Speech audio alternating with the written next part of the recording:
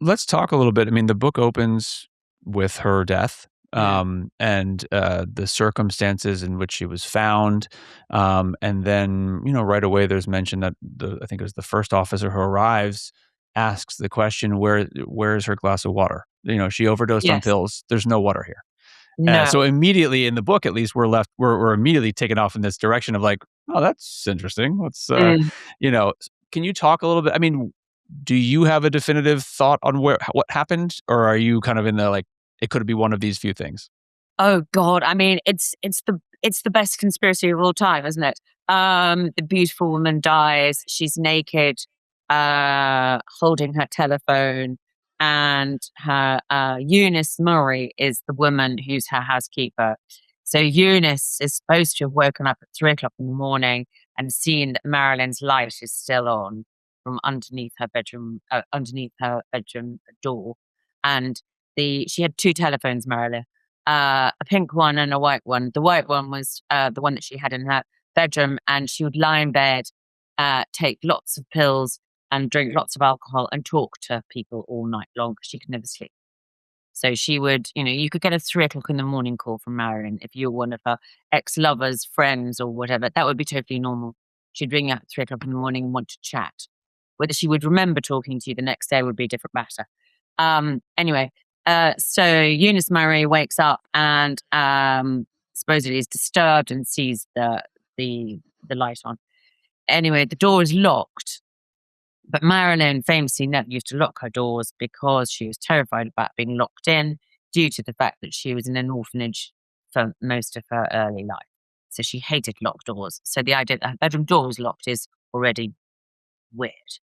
Then Eunice goes round outside and sees through the bedroom window that she's naked, lying on the bed, holding her telephone. And she breaks the window, breaks in, can't revive her, and then all hell breaks loose. That's the supposedly the story. But there are so many other stories about whether she died much earlier in the day.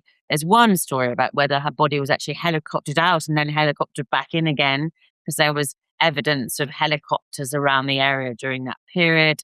Um, there is a story that one Bobby Kennedy came and they had a massive row, and then he administered something, and then she died much earlier in the day.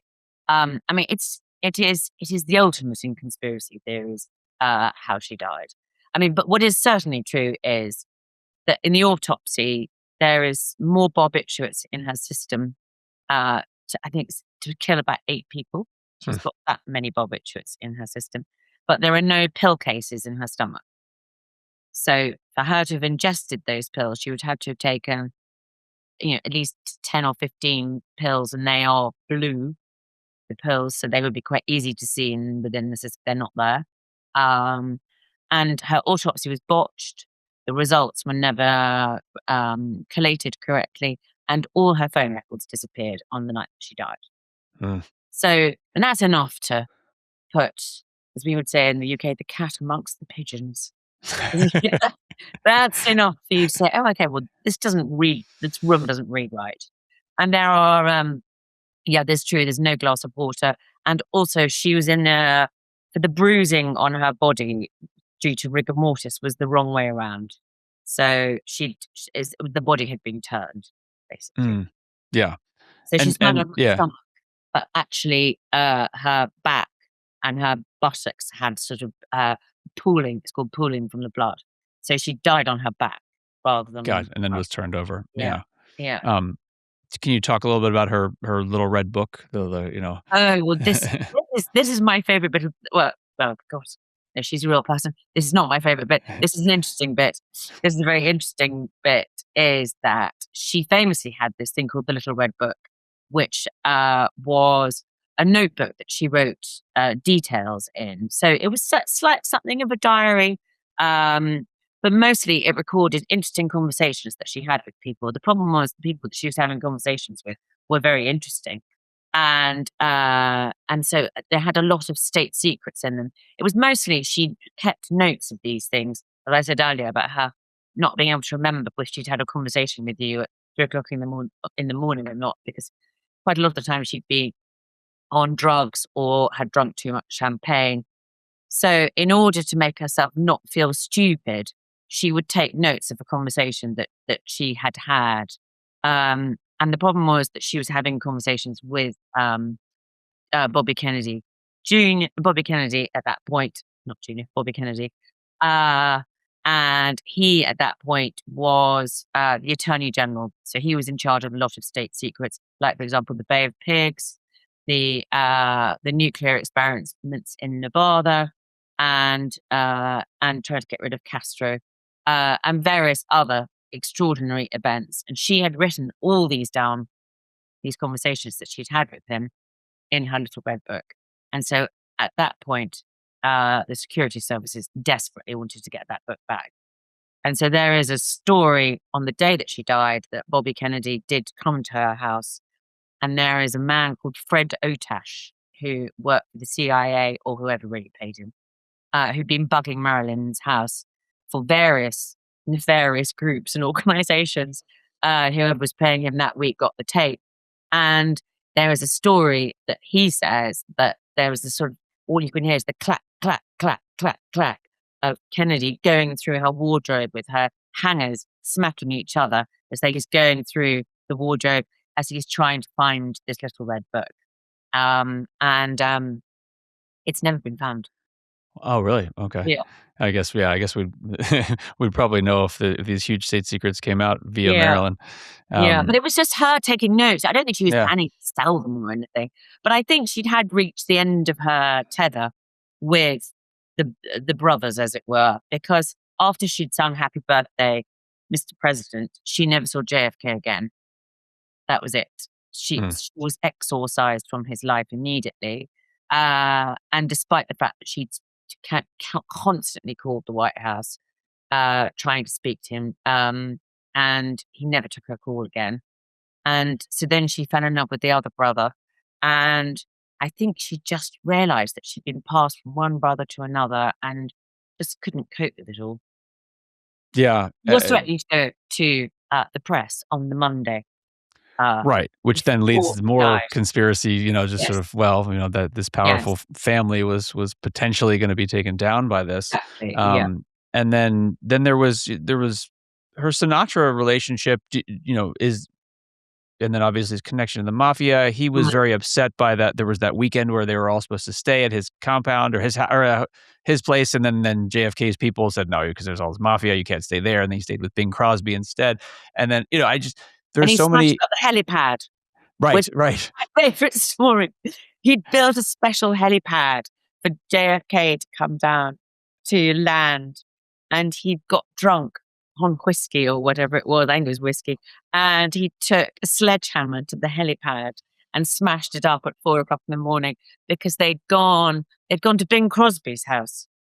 And obviously they were arch rivals. And I think his line was, Bing Crosby's not even a Democrat.